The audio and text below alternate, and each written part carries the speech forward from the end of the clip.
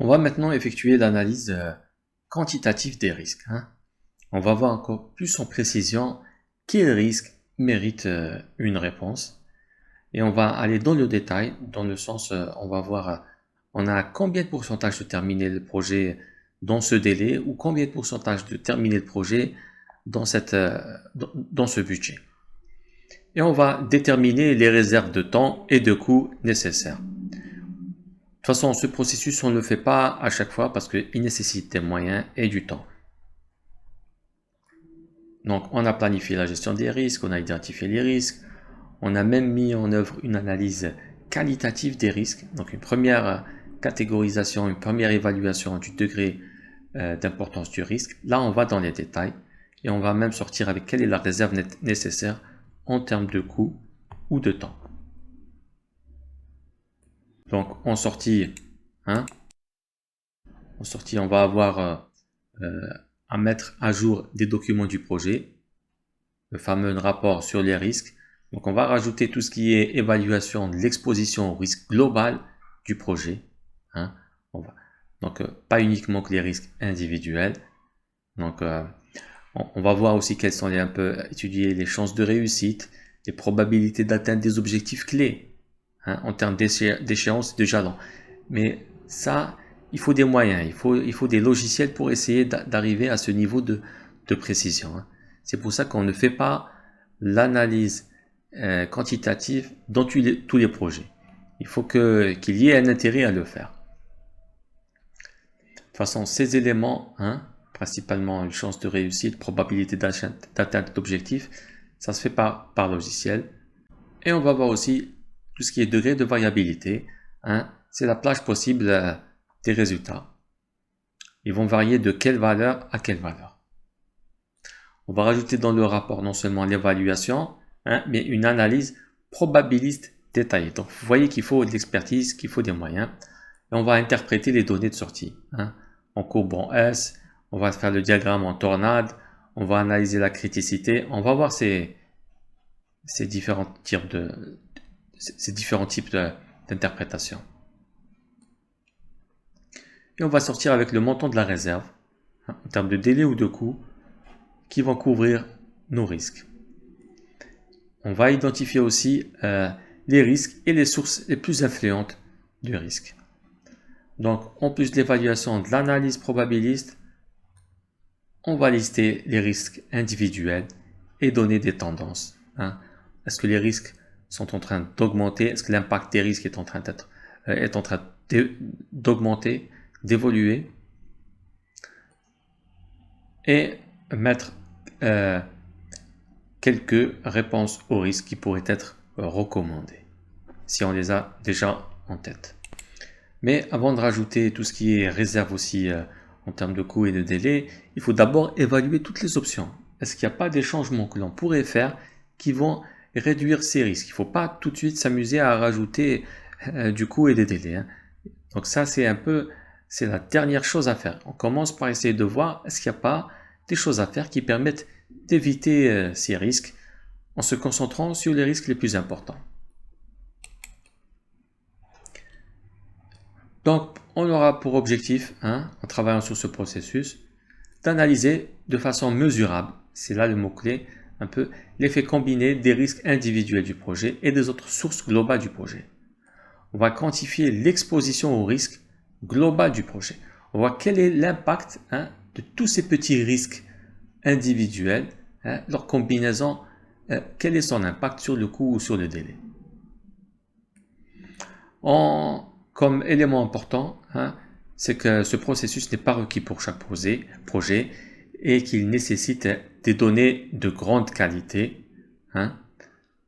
On va faire, et il faut aussi une référence de base fiable pour le périmètre, l'échéancier et le coût. Et il faut déterminer quel risque nécessite tous ces efforts. Donc, ce processus, en sortie, on va avoir que la mise à jour du rapport sur les risques.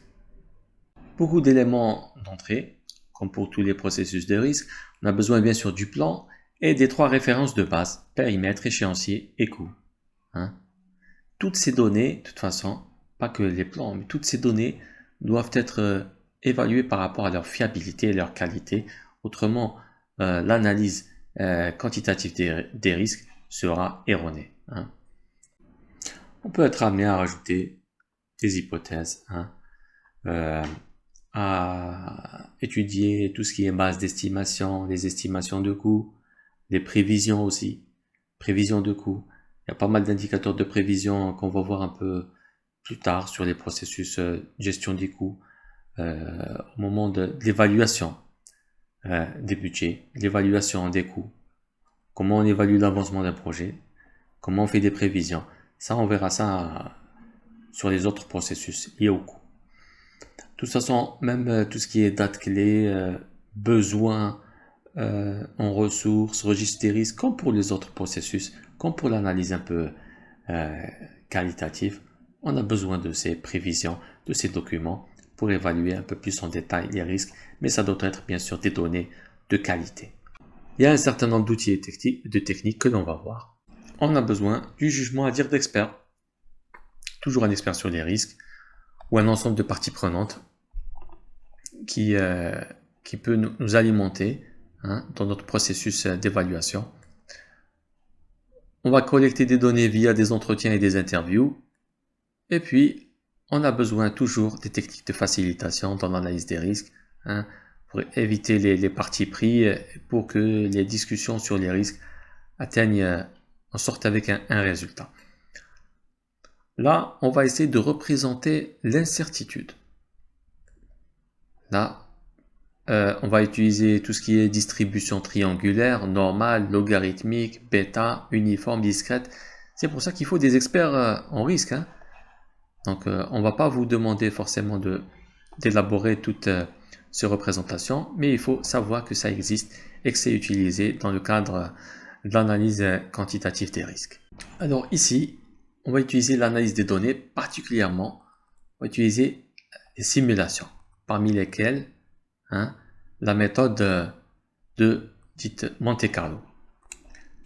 Alors, pour la méthode de Monte Carlo, généralement, elle utilise un logiciel informatique et qui va procéder par itération des milliers de fois pour essayer de nous extraire des informations concernant le coût probable ou l'échéancier probable.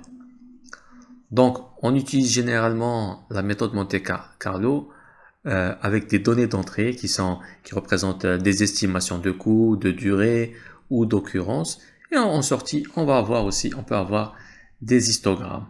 Ici, le résultat, on peut avoir par exemple une courbe en S, résultant d'une analyse quantitative des risques. Qu'est-ce qu'elle peut nous renseigner, cette courbe?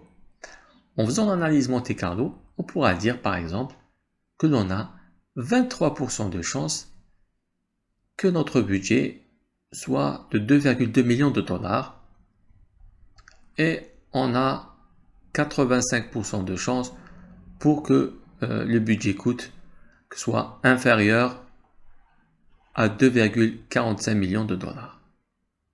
Vous voyez combien c'est intéressant. On peut avoir le même graphe concernant les délais. Donc au lieu d'avoir des coûts ici, ce sera un échéancier.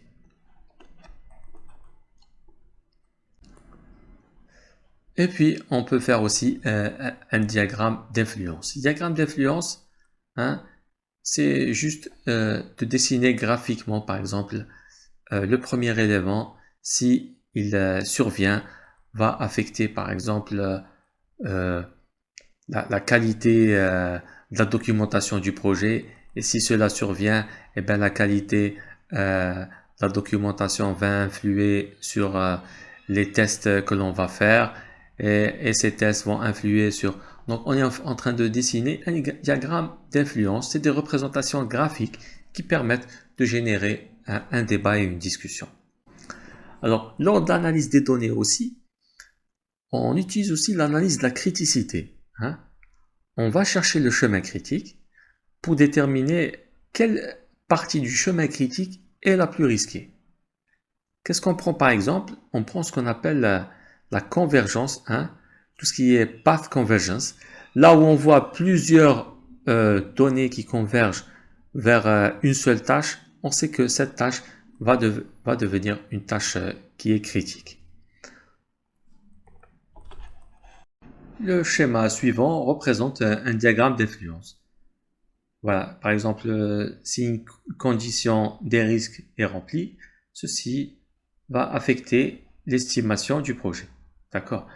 Donc, quelle estimation ça va affecter les activités d'un projet. Donc, on va identifier quelles sont les activités qui seront affectées.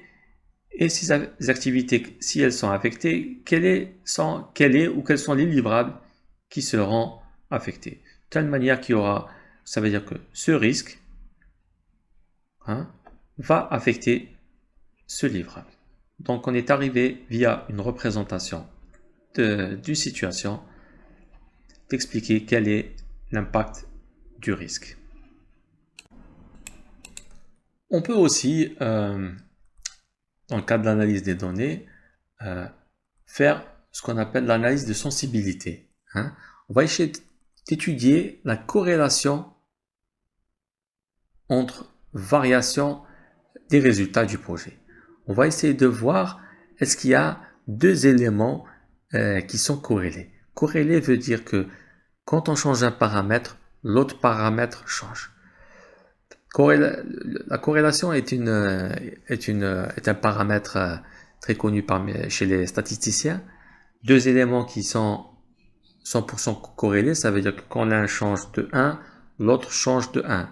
Quand l'un change de 20%, l'autre change de 20%. Cela veut dire qu'une corrélation est égale à 1. Parfaite corrélation. La corrélation peut être égale aussi à moins 1. Ça veut dire que quand le premier élément change, l'autre change. Si l'un change de 100%, l'autre changera de moins 100%. La corrélation peut ne pas être de 1 ou de moins 1, elle peut être entre les deux valeurs. C'est-à-dire que si l'un change de 10%, l'autre peut changer de 40%. Donc, ce sont ces études de sensibilité qui peuvent aussi être intéressantes pour l'analyse quantitative des risques. Ici, nous avons le diagramme en tornade. Donc, on voit que, par exemple, la fabrication de réacteurs est très corrélée avec la durée du projet. Donc, plus on gagne du temps sur la fabrication des réacteurs, plus on va gagner du temps sur le projet. Et regardez ici, plus on anticipe, la livraison du fournisseur de poteaux, plus on passe par exemple du temps pour faire des tests, pour essayer de trouver moins de défauts, eh ben, le délai du projet va se réduire. Donc on passe du temps, on augmente le temps sur les tests, il y a un impact dans l'autre sens sur les délais. Donc on augmente le temps des tests, les délais du projet diminuent. Donc il y a une corrélation qui va dans le sens inverse. Et on peut faire comme ça le diagramme en tornade pour analyser la sensibilité entre deux éléments. Comme outil technique d'analyse des données, l'analyse par arbre de décision. On va mettre des alternatives. On va illustrer ces alternatives par des branches. Et chaque extrémité va représenter le résultat du chemin, positif ou négatif. Et là, on va mettre un peu... et on va pouvoir déterminer la valeur monétaire prévue. Je donne un exemple. Nous devons prendre la décision de construire ou non, soit de construire, soit de moderniser une usine. Si on construit l'usine, ça nécessite 120 millions de dollars d'investissement. Dans ce cas, on a le scénario 60%, on va avoir une forte demande sur le produit de l'usine. Dans ce cas-là, on va gagner 200 millions de dollars. S'il y a une faible demande, on ne gagnera que 90 millions de dollars. Donc, ce chemin a une valeur de... On peut voir que on va prendre 200 millions de dollars de gains, moins 120 millions de dollars d'investissement, c'est 80 millions de dollars. Mais on ne peut pas prendre les 80 millions de dollars tels quels parce qu'on n'a que 60% de chance d'avoir les 80 millions de dollars. Donc, on va calculer ici la valeur monétaire attendue, c'est 60% fois 80 millions de dollars. L'autre chemin, donc on va avoir 90 millions de dollars et on a 40% de chance. Donc, on va prendre 90 millions de dollars moins l'investissement 120, donc on a déjà une perte de moins 30 millions. Donc, on a 40% de chance de perdre moins 30 millions. Si on somme les deux chemins, on va avoir 60% fois 80 millions de dollars plus 40% fois moins 30 millions de dollars et on va avoir un gain possible de 36 millions de dollars. Maintenant, on a une autre décision à prendre. Supposons que l'on ne va pas construire une nouvelle usine, mais qu'on va uniquement réparer ou moderniser une usine déjà existante. Dans ce cas-là, l'investissement est moindre. Mais si la demande est forte, forcément, on va gagner moins parce que ce n'est pas une nouvelle usine. Donc, on modernise l'usine, mais c'est toujours les mêmes scénarios. 60% de chance d'avoir une forte demande, 40% de chance d'avoir une faible demande.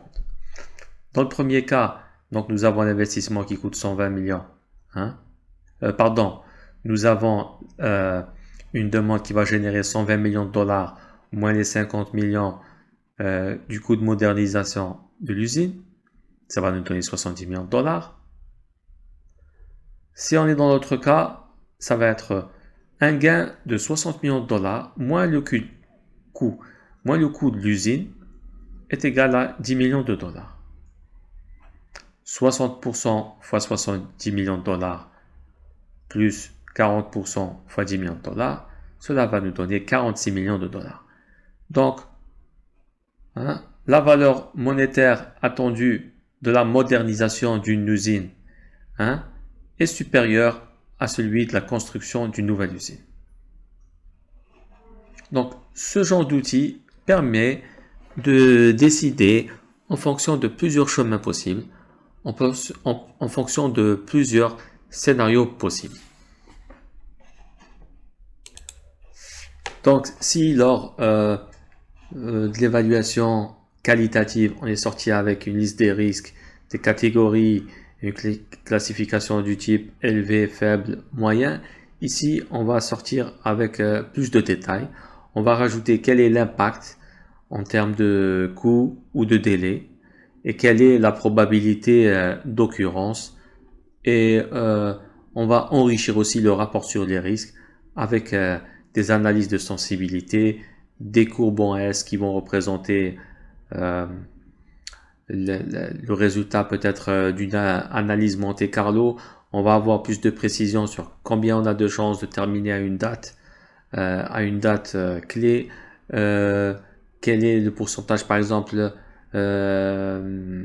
combien on a de chances de terminer avant un certain montant d'un budget. Tout cela, on va mettre ça dans un rapport sur les risques. Donc, on aura besoin bien sûr du plan de gestion des risques et des références de base et beaucoup d'autres estimations, prévisions, besoins en ressources et bien évidemment tout ce qui est registre des risques, rapport sur les risques et prévision d'échéancier.